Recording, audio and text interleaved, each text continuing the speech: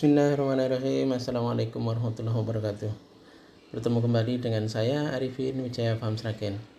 Teman-teman, pada siang hari ini saya akan menjelaskan ke teman-teman menyambung review di video sebelumnya yang saya menjelaskan tentang begitu banyaknya rumput liar yang ada di lahan saya.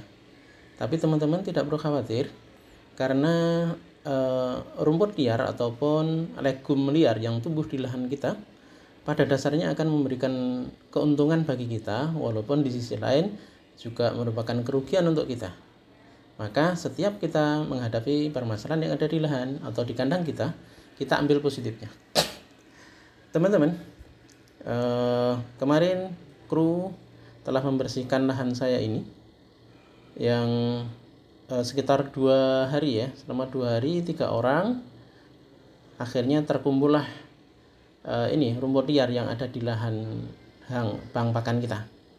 Jadi teman-teman tidak perlu khawatir, setiap rumput liar yang ada di lahan kita itu adalah sebagai sumber pakan sementara sebelum lahan rumput yang kita tanam itu bisa diproduksi. Nah ini teman-teman, kemarin teman-teman kru sudah mencopernya, sudah membawa pulang, mencoper, kemudian dicampur dengan bahan kering yang ada di kandang. Jadi kita di setiap farm mestinya juga harus punya bahan kering ya untuk campuran pakan-pakan seperti ini.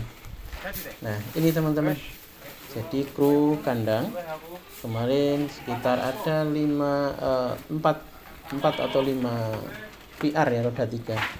Dan ini alhamdulillah bisa terkumpul.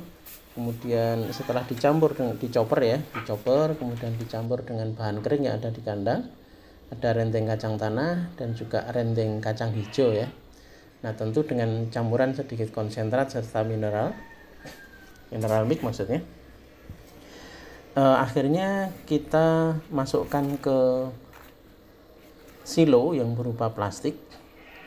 Kenapa kok tidak tong biru teman-teman? Karena kebetulan tong biru di kandang kami itu cuman 90 tong biru.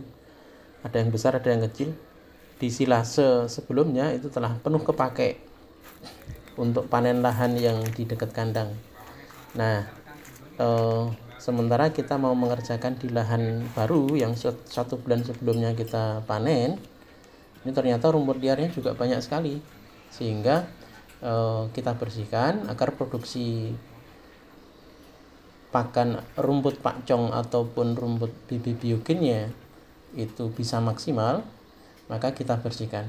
Nah setelah kita bersihkan ternyata rumput liar itu juga cukup banyak, sehingga sampai 4 VR lah kalau nggak salah kemarin. Kemudian kita chopper, kemudian kita campur dengan bahan kering sehingga menjadi bang pakan juga. Nah ini teman-teman, akhirnya menambah sekitar 20 plastik ya, dimana 1 plastik ini sama dengan 1 ini.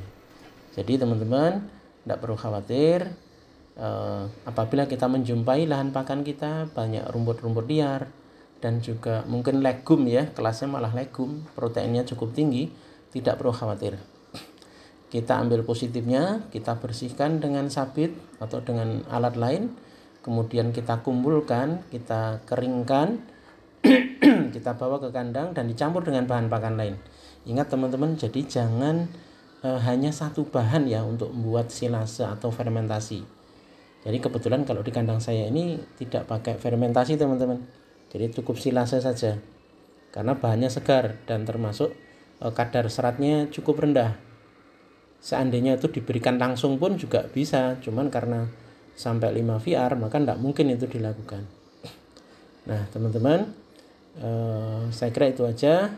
Semoga ini menjadi motivasi untuk kita. Apabila lahan kita terlalu banyak rumput liar, kita tidak perlu mengeluh, kita ambil positifnya, karena pada dasarnya rumput liar itu bisa kita pakai untuk cadangan pakan dalam waktu dekat sebelum rumput budidaya yang kita tanam itu bisa dipanen.